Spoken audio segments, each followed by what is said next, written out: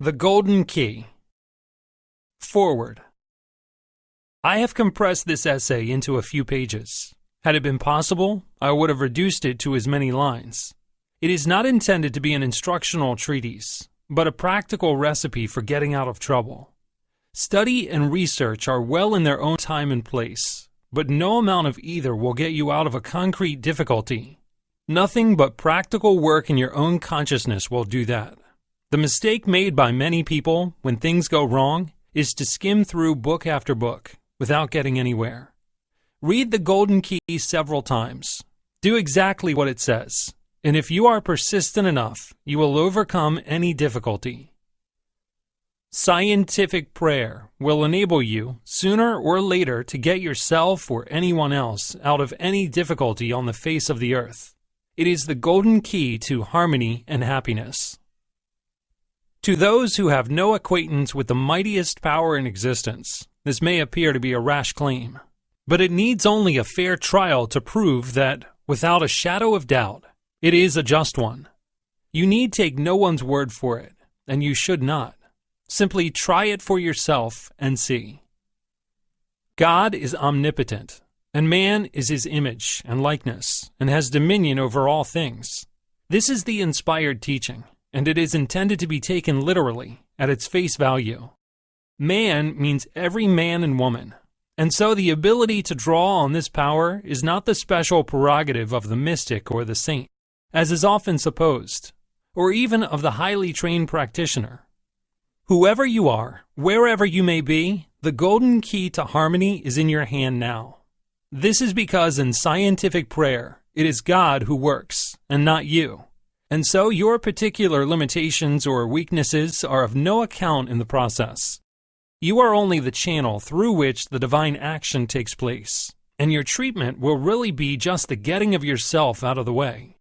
Beginners often get startling results at the first time of trying. For all that is absolutely essential is to have an open mind and sufficient faith to try the experiment. Apart from that, you may hold any views on religion or none. As for the actual method of working, like all fundamental things, it is simplicity itself. All that you have to do is this: stop thinking about the difficulty, whatever it is, and think about God instead. This is the complete rule, and if only you will do this, the trouble, whatever it is, will presently disappear. It makes no difference what kind of trouble it is. It may be a big thing or a little thing. It may concern health, finance, a lawsuit, a quarrel, an accident, or anything else conceivable. But whatever it is, just stop thinking about it and think of God instead. That is all you have to do. The thing could not be simpler, could it? God himself could scarcely have made it simpler, and yet it never fails to work when given a fair trial. Do not try to form a picture of God, which is, of course, impossible. Work by rehearsing anything or everything that you know about God. God is wisdom, truth, inconceivable love. God is present everywhere, has infinite power, knows everything, and so on. It matters not how well you may think you understand these things. Go over them repeatedly. But you must stop thinking of the trouble, whatever it is. The rule is to think about God, and if you are thinking about your difficulty, you are not thinking about God. To be continually glancing over your shoulder, as it were, in order to see how matters are progressing, is fatal, because that is thinking of the trouble, and you must think of God, and of nothing else. Your object is to drive the thought of the difficulty right out of your consciousness, for a few moments at least, substituting for it the thought of God. This is the crux of the whole thing. If you can become so absorbed in this consideration of the spiritual world that you really forget for a while all about the trouble concerning which you began to pray, you will presently find that you are safely and comfortably out of your difficulty, that your demonstration is made. In order to golden key a troublesome person or a difficult situation, think, now I am going to golden key John or Mary, or that threatened danger. Then proceed to drive all thought of John or Mary or the danger right out of your mind, replacing it by the thought of God. By working in this way about a person, you are not seeking to influence his or her conduct in any way, except that you prevent them from injuring or annoying you, and you do them nothing but good.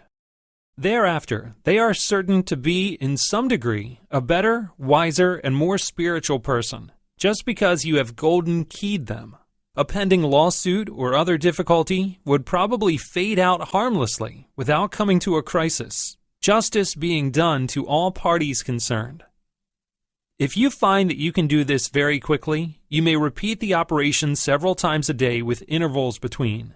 Be sure, however, each time you have done it, that you drop all thought of the matter until the next time. This is important.